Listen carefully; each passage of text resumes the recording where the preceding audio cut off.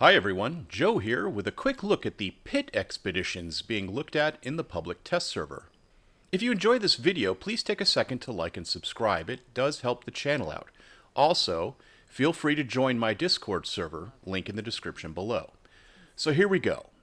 As always, I have to give a spoiler alert.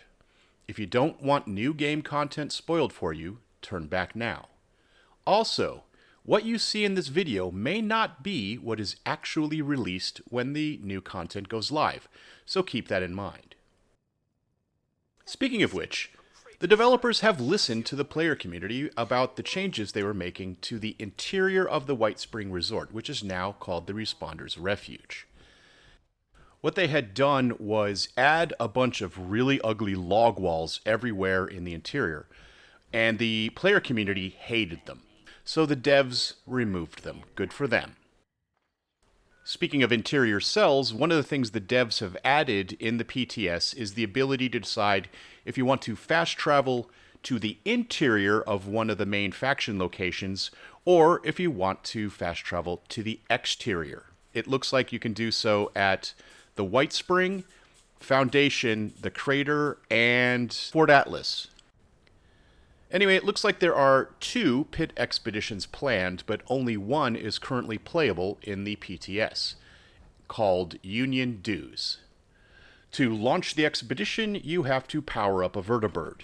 To power up the vertibird, you have to charge up an ultrasight battery cell.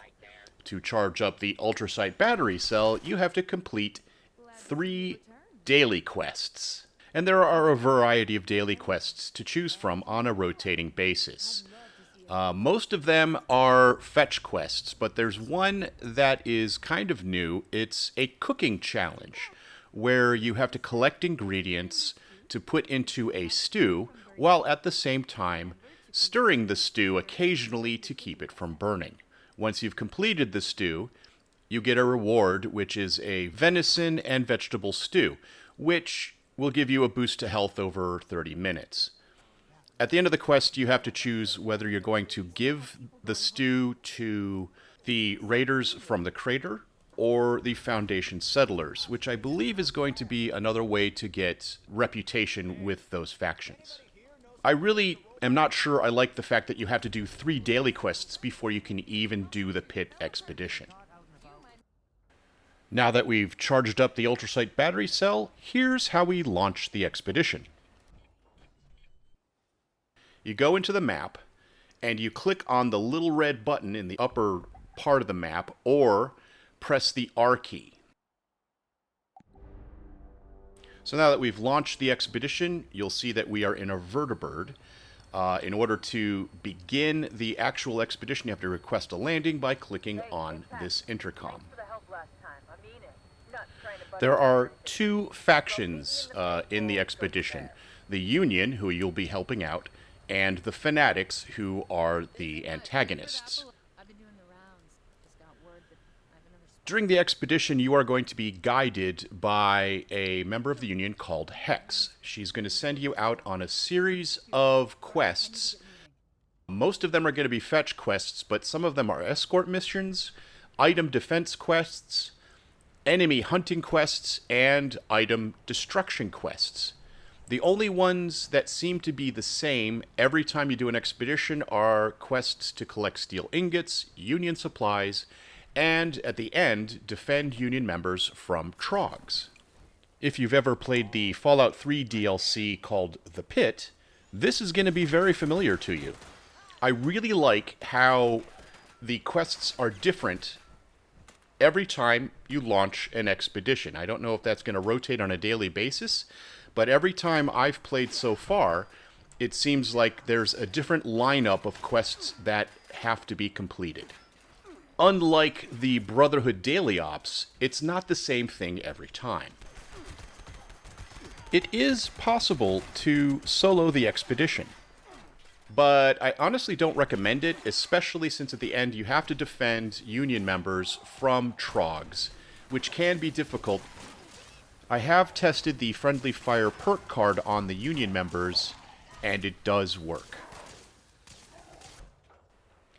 Once you have completed all of the quests and turned them all in, you go back to the Vertibird, and you head home to Appalachia.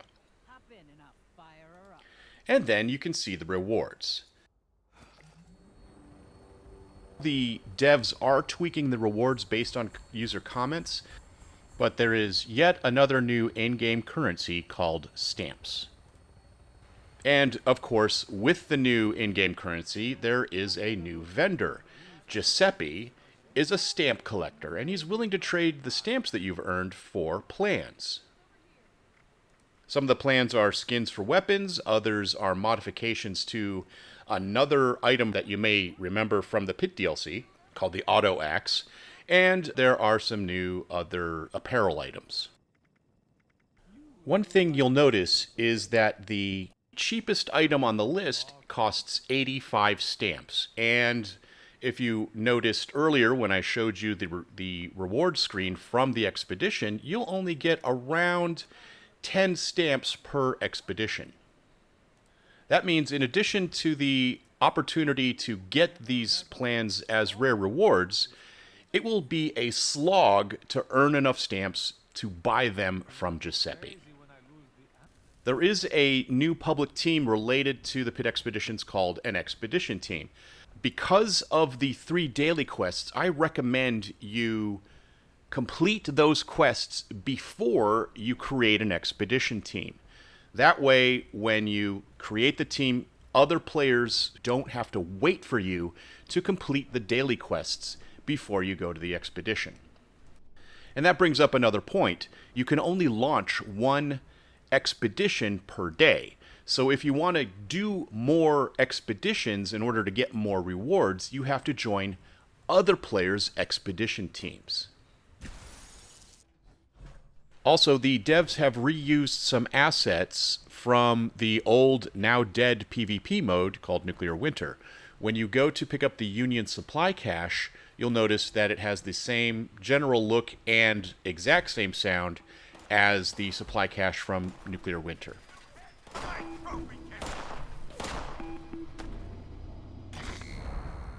When we are in the expedition, there is no map, so it can be really easy to get turned around, especially when you are inside the section called the Foundry. I imagine once we get used to playing the expedition a few times over and over again, we'll learn the layout, but at the moment, at least for me, it can be hard to find my way around. The only other comment I'd have is that I'd like to see more lore, more background on the Union and the Fanatics. And that's it for this video. Let me know in the comments section what you think of the new Pitt Expeditions content in the PTS. Do you agree with my opinions about the 3 daily quests and about the rewards needing more tweaking? What videos do you want to see in the future? And, as always, thanks for watching, and I'll see you next time with another Fallout 76 video.